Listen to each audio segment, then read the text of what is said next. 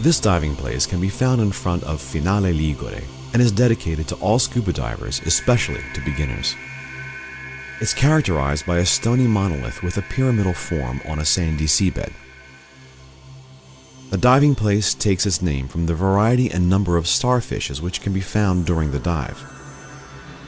An obvious characteristic of this shoal is the part of the rocky surface covered by a dense colony of Parazoanthus, or the Parazoanthus accinale.